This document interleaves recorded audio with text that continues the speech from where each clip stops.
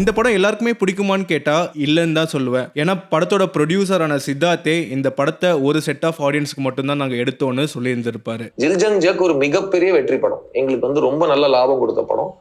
அப்ப நாங்க 10 பேருக்கு தான் அந்த படத்தை எடுத்தோம். அந்த 10 பேருக்கு ரொம்ப பிடிக்கணும் அப்படின்னு சொல்லிட்டு எடுக்கப்பட்ட படம். அந்த மாதிரி தான் படமும் அமைஞ்சுது. 2014 தீரஜ் வைத்தி ஜில் ஜங் ஜக்னு ஒரு பைலட் ஃபிலிம் எடுக்கிறாரு. அந்த படத்தை சித்தார்த் பார்த்து புடிச்சு போய் ஃபுல் ஸ்கிரிப்டை ரெடி பண்ணிட்டு வாங்கன்னு சொல்றாரு. அப்படி டேக் ஆஃப் ஆகி 2016ல ரிலீஸ் ஆன படம் தான் ஜில் ஜங் ஜக். வெஸ்டர்ன் ஸ்டைல்ல தீரஜ் படத்தை ட்ரீட் பண்ண விதம் தமிழ் சினிமாக்கு புதுசாவே இருந்துச்சு. அதோட படத்துல வந்த பிளாக் காமெடி எல்லாமே சூப்பராகவே ஒர்க் அவுட் ஆயிருந்துச்சு. ஒரு ஃபன் என்டர்டைன்மெண்டான படமா அமைஞ்சது ஜில் ஜங் ஜக். மச்சி, யார் ஹீரோயின்? ஹீரோயினா? ஹீரோயின்லாம் வேணாம் மச்சி, ஹீரோயினாலே பிரச்சனை.